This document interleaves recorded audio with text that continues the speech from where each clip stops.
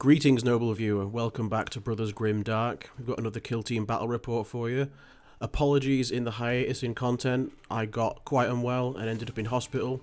Nurgle did try and take me, but the Emperor protects, and I'm better now, so hopefully we can get back to creating content for you guys. Truly, he is favoured by the Emperor himself. Indeed I am. We're playing escalating hostilities. The rules for that: at the second and third initiative phases, each player removes an objective that's closest to their deployment zone. At the end of the first and second, each objective is worth 1 VP each, and at the end of the third and fourth, each objective that's being controlled is worth 2 VP. We're using Nachmund terrain, and we're using the terrain rule on the air vents. For the scouting phase, the veteran guardsmen chose to change an order, and the Voidscarred Corsairs went for an extra barricade, meaning that they will have the initiative and will go first. So for better or for worse, for my first time playing the Voidscarred Corsairs, I went with 2 faction tac-ops, them being Soul Guard and Opportunists, and then my final tac-op that I chose was from the Seek and Destroy, and it was Execution. For the Veteran Guard, I took 1 faction tac-op, which is Stand Fast. I took 2 from Security, one of them being Hold the Line, and the second one being Protect Assets. For my Voidscarred Corsair kill team, my leader, which is the Felarch, I've given him a Neuro Disruptor pistol and a power weapon. My gunner, I've gone with the blaster weapon, because the other weapon is really just pretty much useless compared to that one. I've also given him a Corsair blade as his equipment to give his melee a bit of an extra boost. My Kernathi has got a plasma grenade, which is a 3 EP. My Fate dealer, I've given him a Pathfinder cloak and an ocular scan. And my Wayseeker, I've given a Lodestar helm for 2 EP. I've also just decided to choose every operative available from the Voidscarred Corsairs rather than replacing one with just a standard warrior in this case.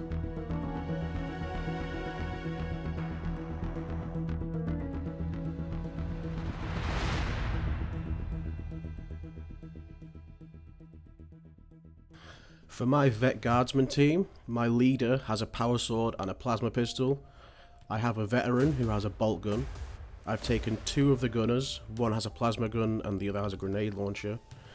I've taken a medic, I've taken a comms, a hardened veteran, a bruiser, a sniper and a spotter. I've also decided to take the 4 extra ancillary guys who have las guns rather than the air support option. As you can see, this isn't the standard Veteran Guardsman team, it's a custom Catachan one, so some of the guys look a bit different than the original ones, and they aren't really that easy to recognise. So the spotter is the guy with the bird, as you can see in his auspex, so the bird's going to be the one doing the spotting. The medic is the guy covered in bug repellent cream, he's the very, very pale guy. The ancillary guys just have las guns, one of them's got a knife and the other one's throwing a grenade.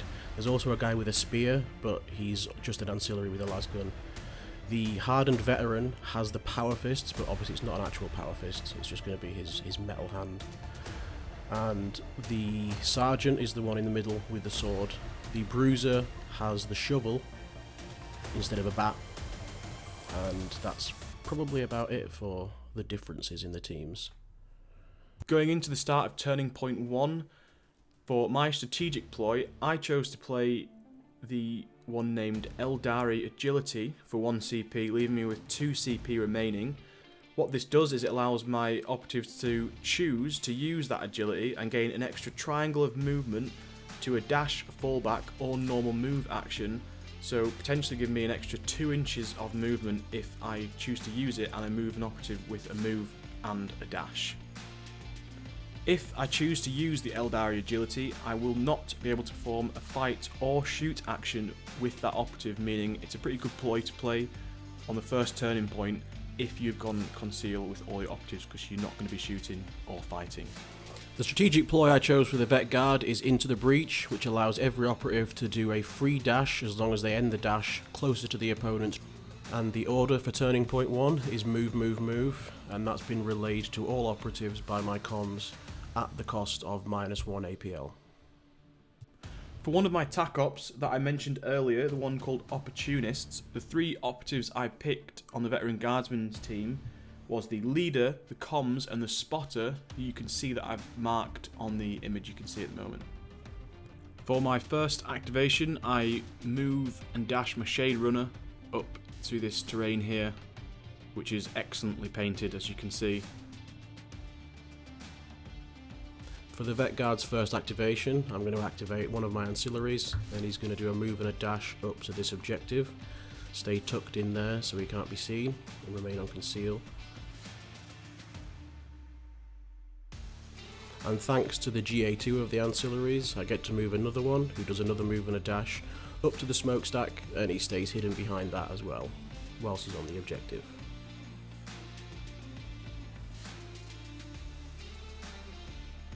I choose my Starstorm Duelist as my next activation and just do a move and a dash up behind the cover alongside the Shade Runner. Activate my comms operative, who's going to use his ability to give +1 APL to the spotter who has a bird.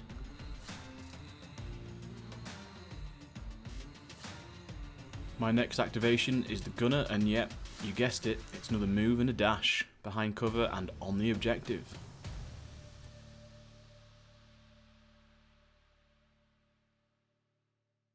For the next activation, I activate my spotter, who does a normal move to the objective and then uses his special ability, Spotter, which costs him 2 APL, and he can do that because he's got 3 APL. With that ability, he activates the Confidant Veteran, who moves over there to the barricade and shoots at the Kanathi with his bolt gun. I get 2 hits, and I re-roll 1 for a CP, and I get another normal hit. So that's 3 hits in total. He retains 1 for cover, rolls the other 2, 1 bounced out the tray but he saved it, so he takes 3 wounds.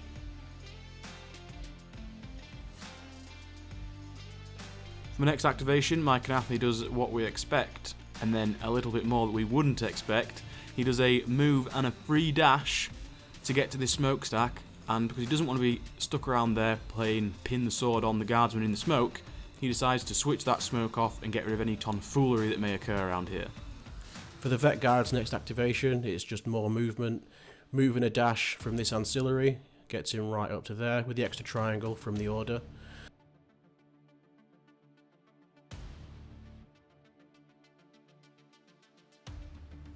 Same again with the next one.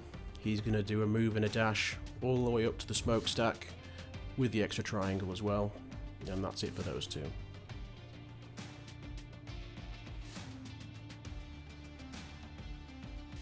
It's your boy Soul Weaver coming in hot with another quick move and a dash, and the level of dexterity on display here by me is just, it's unparalleled. Before this move, I healed my Kernite Hunter for 2 wounds, bringing him up to 7.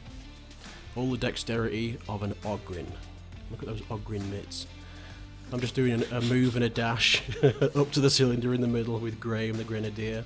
He's going to remain on conceal, obviously.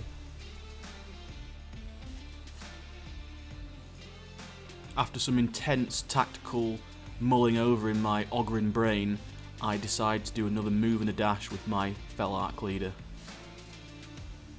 Yet more movement for the Vet Guard, moving the Bruiser up to the objective and behind the smokestack.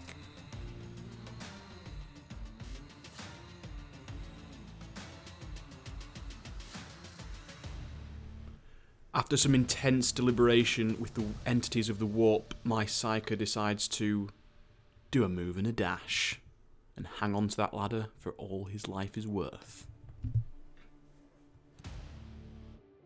My Medic is going to do a move and a dash, what a surprise, up to the cylinder.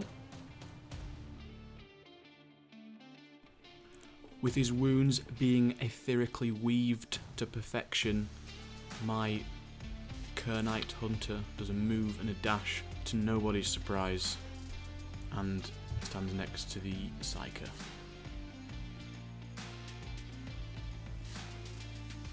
I activate my Hardened Veteran and he climbs to the top of this cylinder. There is actually a ladder there where the hook is. We didn't have another ladder, but there is supposed to be one where the hook is, so that's how he got up there.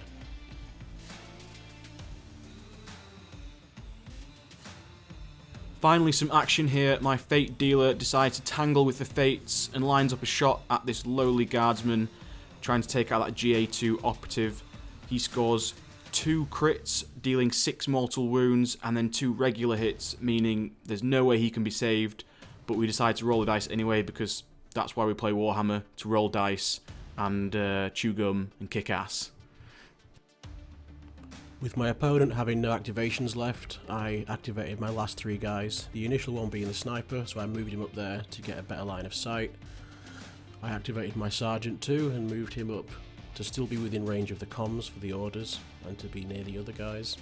Finally, I moved the plasma gunner up, not that far. I wanted him to stay within the smoke so he couldn't be shot at until I moved him out of it.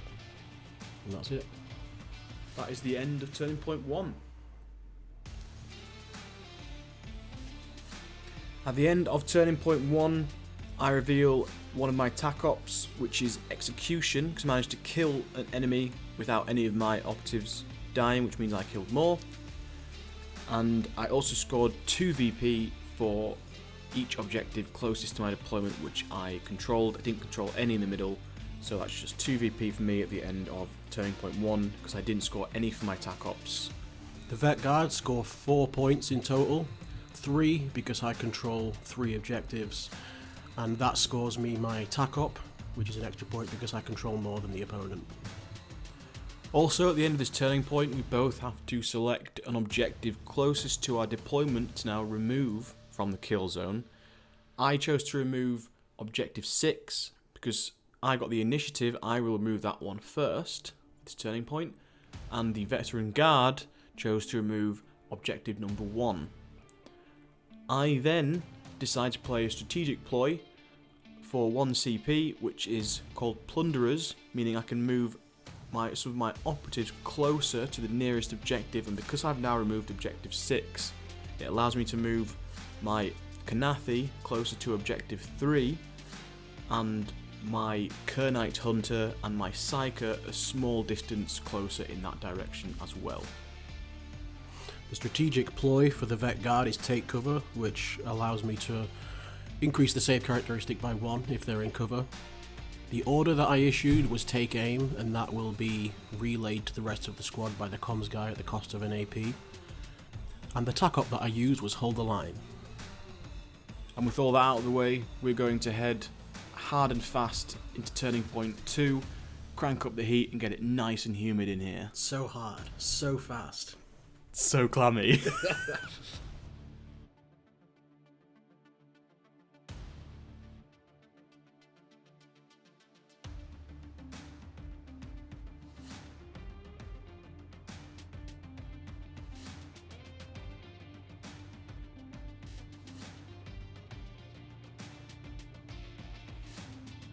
Diving straight into the action here, my first activation, doing a charge with my Kanathi Hunter, charging both these guys and fighting the spotter. I will roll 4 dice, I will miss 1, which I will re-roll due to Relentless, getting 2 crits with the lethal 5+. He will return attacks on me, he will hit all 3 with 1 crit. I will choose to strike him first with a critical hit, and then he will return to strike with a critical hit himself. And I will just finish him off with a normal, meaning that I will kill him, and that is 1 out of 3 for my faction tac op that I need to achieve.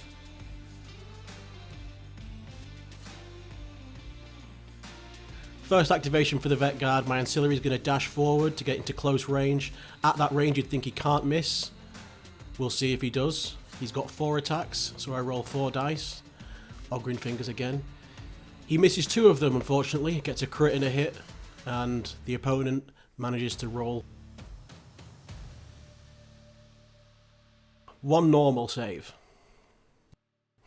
My next GA2 guy I activate, and I move. It does seem like I'm playing against an Ogrin here, because everything's been knocked over. I move him closer to the leader and shoot him again. I miss everything, even at that range, so I re-roll 1. And I miss that too. So it's no wonder they're ancillaries. Ogrin knock things over. Shut. And here I make the first mistake of what is undoubtedly many mistakes in this match by just moving and dashing my Shade Runner into the smoke. I activate the comms guy who has a conference with a confidant, making him more confident, increasing his APL.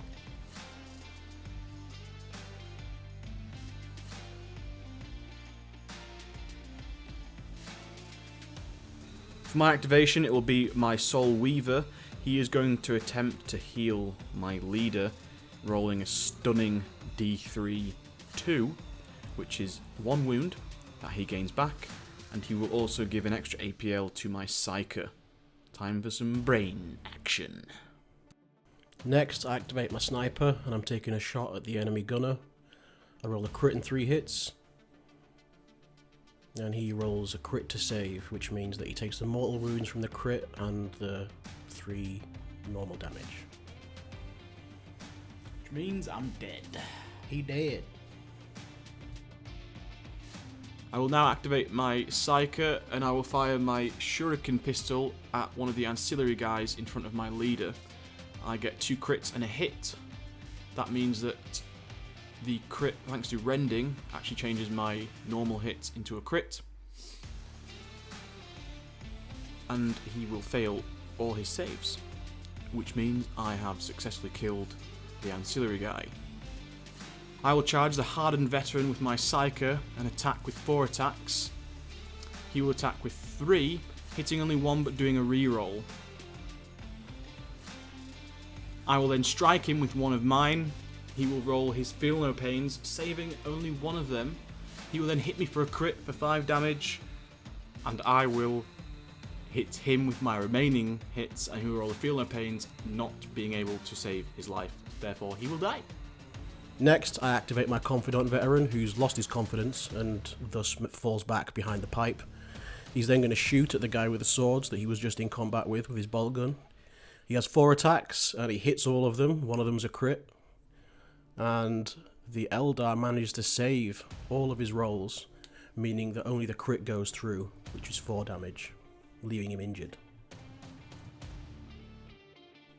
I will activate my Kernite Hunter, who will move on top of the silo, and then he will activate his Bird flying in the sky. And because the sniper isn't ready, I need a 5+ for it to work.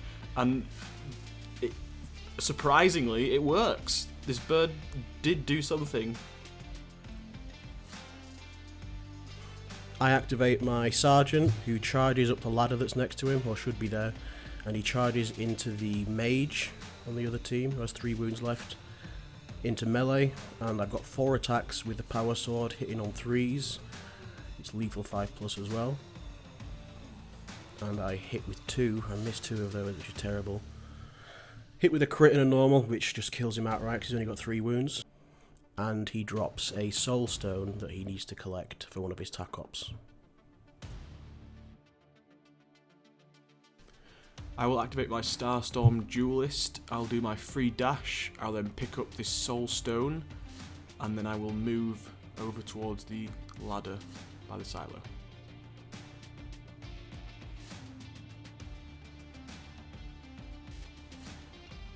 I'm going to activate one of my ancillaries, who's GA2. I'm going to change his order to engage, and he's going to charge all the way up the cylinder into the guy with the bird. Doesn't like birds. It is scalable, this piece of terrain, so he's got the movement to get up there. And he's going to fight the guy with a power weapon, which probably isn't a good idea. He has 3 attacks, he misses 1, gets a crit and a hit. My opponent gets a crit and 2 hits for his melee. It's lethal 5+, so actually they're all crits. And because of the hand axe equipment, I leave him with just 2 wounds and he's injured.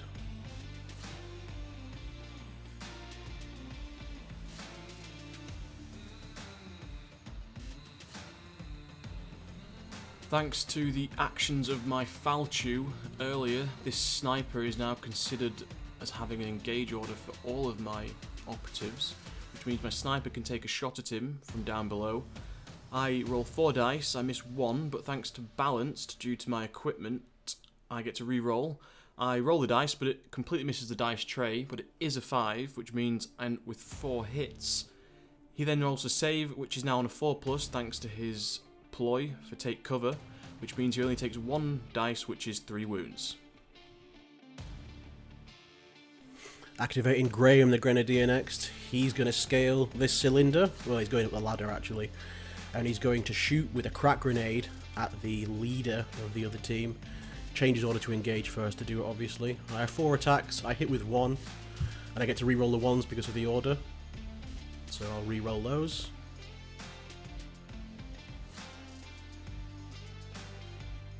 And I get 2 more hits. It's AP1. Which is definitely not what I wanted to see there. That is what I wanted to see though.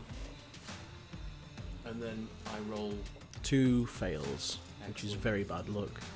And it kills his leader, which is awesome for me. Not so good for him.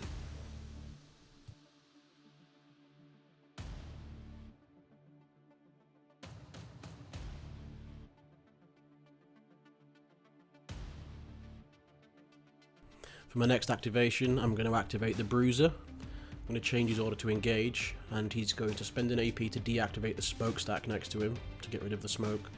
Now he can see the guy in the distance over there, and he's going to shoot him with his las-gun. I get a crit and a hit, and I get to re-roll 1s. So I had one of them, and I roll that to a hit, which kills him, I think. Yeah, he rolls 3 fails, and that kills him. With no activations left for the Corsairs, I activate Plasmoid, change his order to engage, and I'm going to shoot the Shade Runner with my plasma gun. I'm going to churn. Overcharge. I'm going to overcharge it, which means it'll gain the hot rule. Luckily I can re-roll 1s. I roll a crit, and I miss with the other 3. I re-roll the 1 thanks to the order, but I re-roll the 1 to a 1, which is just classic. So I only have a crit. And he rolls and doesn't save it. Re-rolls it, doesn't save it. I did 6 wounds to the Shade Runner, and I took 3 mortal wounds because of the hot rule.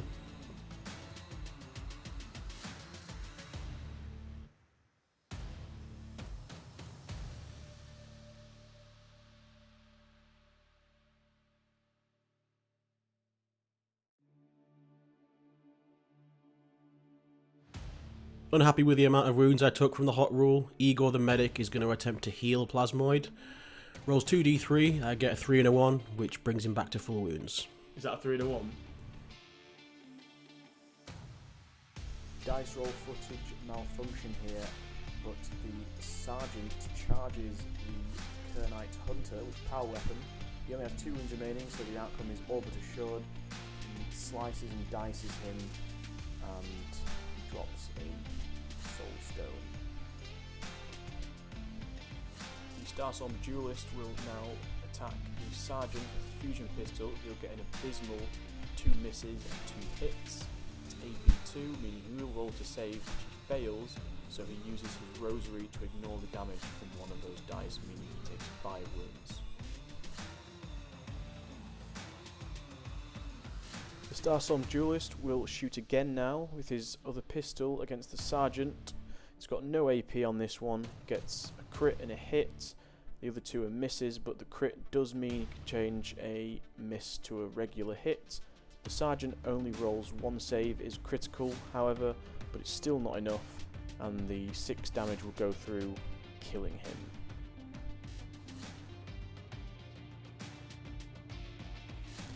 The Bruiser will charge at the Shade Runner to fight him, and due to the strategic ploy that has been played called Clear the Line, there's no need to roll any dice here.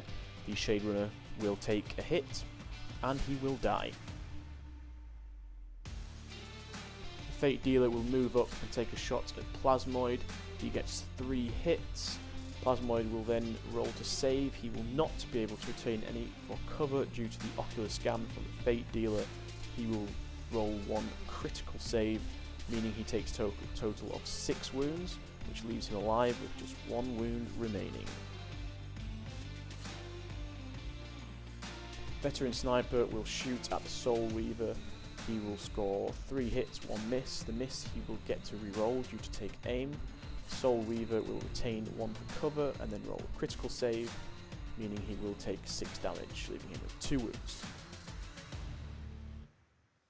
The Soul Weaver will now just do a move and a dash towards the ladder over there.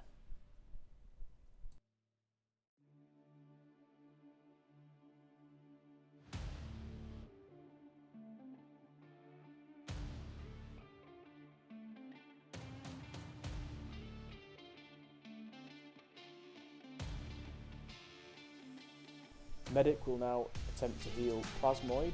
He will get a 6 and a 1, which means he will heal him for 4 wounds, bringing him up to 5.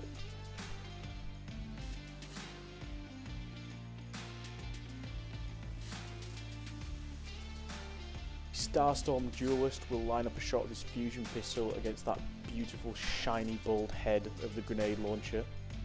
He will get a crit and a hit. A crit meaning he can change a miss to a normal hit. It's going to be AP1 with a crit and 2 hits.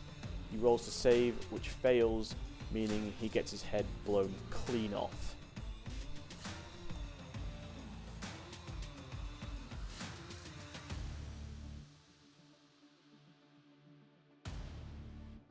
Just your standard move and a dash for a tactical deployment of this ancillary guy onto the objective right there. The comms veteran now just doing a move up to get closer to his comrades and the objectives.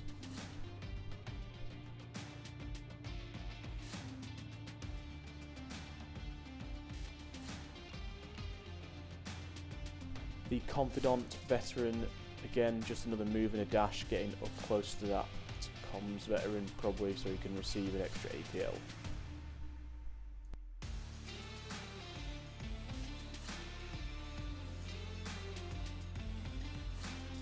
Final activation for turning point 3, Plasmoid is just going to switch to conceal and stay exactly where he is.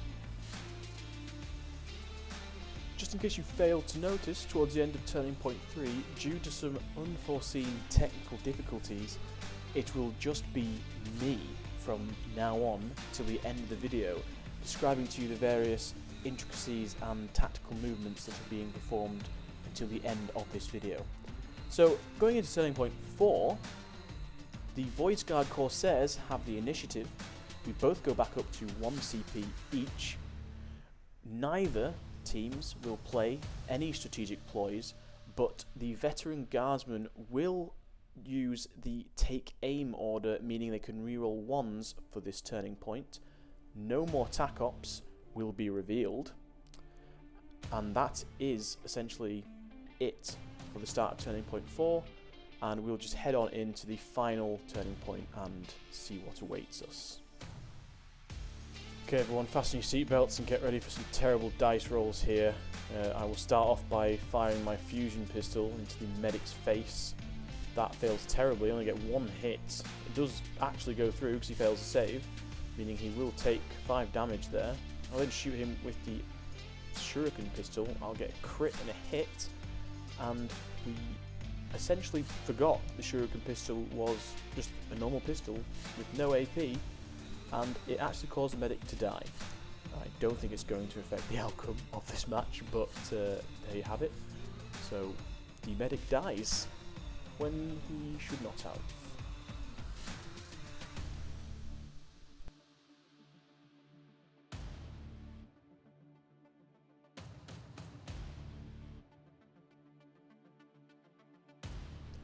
The comms veteran is going to use his only APL that he has to give an extra APL to the confidant veteran with the bolt gun.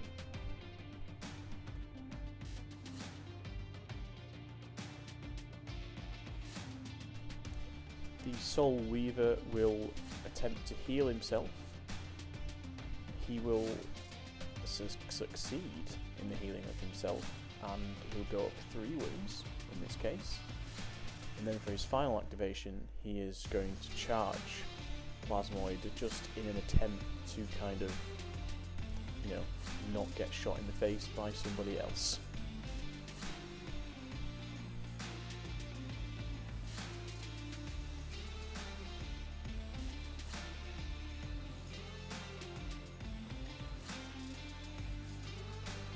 The Bruiser is now going to charge in onto the Soul Weaver with his shovel swinging. He's going to score all 3 hits on this Soul Weaver. The Weaver's only going to get 2 hits. Due to the Bruiser's ability to ignore a normal damage dice, he will essentially take no damage whatsoever. Seeing as he will parry one of mine, I will attempt to hit him, he will ignore it, and then he will finish me off. The Fate Dealer is just going to do a move and a dash to get onto that objective while staying out of engagement range of the Bruiser. Plasmoid here just doing a fallback action to behind the barricade to expose that Starstorm Duelist to some sniper fire.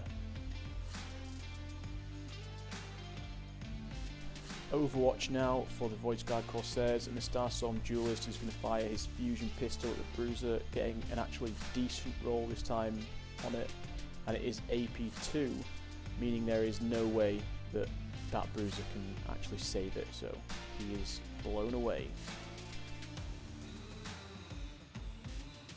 The Veteran Sniper takes a shot at the Starstorm Duelist, he gets a crit and a hit, he gets to re-roll those 2 misses, and he scores 2 more hits. The Starstorm Duelist will then have to save all 3 here due to those mortal wounds and the critical hit.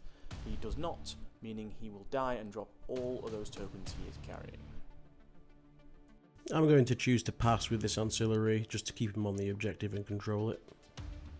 I move and shoot with the bolt gun, re-rolling ones. That's 2 hits, he saves 1 of them.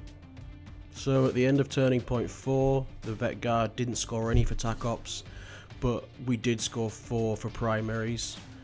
My opponent didn't score any for TAC Ops either, and unfortunately didn't score any for primaries on that one. And that brings us to the end of this game. So the scores are: Vet Guard have a total of 17 points, and the Voidscarred Corsairs have a total of 5 points. So it's a stark win by the Vet Guard there. Obviously it went a lot better for the Veteran Guard than it did for the Corsairs. I think we could probably mainly put that down to the number of operatives on the board and the mission making it easier for me to score points than the Corsairs. I think if we go into the reasons for the win there for the Guard, I think the TAC Ops that I had were a huge influence on it. Protect assets, you know, the whole point of that is to kill enemy operatives, 2 or more of them that are near objective markers. The mission kind of makes that fairly easy because you need to be on the objectives. Stand Fast, which is the faction TAC Op, I had to control 2 or more objectives, or more than the opponent, which again, the whole point of the mission is to control objectives, so that made it fairly easy. Hold the Line, that again can restrict movement because of the objectives. You got to be on the objectives, and that kind of stops your opponent from coming towards you, especially with the way that they end up pushing towards the middle with the removal of the objectives in the end of the turning points. So that gave me an advantage. I also think that the mission generally, the primaries, made it easier for me because of the amount of operatives I've got, so I could cover more objectives and get more APL on the objectives than the Corsairs could. They only had 9 operatives and I had 14 of them, so the odds were in my favour from the beginning really, and it came down to the dice rolls for the other team. That was what the crucial factor was of whether they were going to be able to win or not, was how many people they could get rid of with the guns they've got. So generally I think a combination of the mission and the TAC Ops were what allowed me to score the amount of points that I did for the Vet Guard. This wasn't the first time I'd played as the Vet Guard. I've been playing them for a few weekends in a row, and we're playing every weekend, so I had a bit of experience with them as well, so I kind of knew what their strengths were and what their weaknesses were, and I tried to play with the strengths. I think Clear the Line, the ploy, that came in really useful. It's a really good ploy to use, especially if the opponent has a lot of operatives on low wounds, because you can just charge in and remove them from the board without having to roll any dice, which is ideal really for operatives that don't have good melee. From the perspective of the Voidscarred Corsairs, it didn't really go that well for me. I made quite a few mistakes. One of the main ones I think was losing my gunner straight away to the sniper. That was pretty bad. I didn't see that one coming. I also made a mistake with the Shade Runner. At the time of playing this game, that's the first time I played them, I completely just glossed over the fact that he could fly anywhere. So I didn't actually use that in this, and I kind of completely wasted him as well. So I think if I hadn't wasted those 2 operatives and maybe my rolls were a little bit better on the fusion pistol, I might have done a bit more, been a bit more efficient with stuff there and killed a few more guys. I mean, in the end, there was only a few guardsmen left, so I think it could have swung easily gone the other way. My tac ops that I picked, don't think they're good tac ops. I just went for some faction ones just to sort of do something different. The ones where I had to pick up the soul stones, that was kind of really difficult to do, and in the end my duelist had quite a few of them, but I ended up putting him in a bad place towards the end, and he got sniped off the board. But that's quite a difficult one to do. You have to then use an action every time you pick him one up, so you're losing actions every turn. So I'm not really too keen on that. The tac up when I was targeting 3 guys, I think that's okay, especially when paired with execution when you are trying to kill them. But if you can't make those kills and you can't get in the right position to actually take them out, then you just end up failing it. And that's what's kind of happened to me. I think I took out one of my targets, one of the 3, and I got 1 VP for execution, and that was about it there. And playing against the Vet Guard with 9 operatives, you're in this sort of constant feeling of almost like just being overwhelmed. You kind of have to make some weapons work with blast to whittle them down, and maybe even just try and target the comms guy to take him out, just to stop those orders coming through. But it does feel really quite overwhelming with 9 operatives against a full 14. I think it'd be nice to have maybe just 1 extra guy for the Voidscarred Corsairs, even maybe an extra gunner, having that other gun, which is unwieldy, I think it is. But it'd just be a nice bit of extra firepower for the team. And that's the end of the video. Thank you for tuning in to BGD for another battle report. Please like and subscribe, leave a comment, and join us next time for another one. Bye-bye. Bye!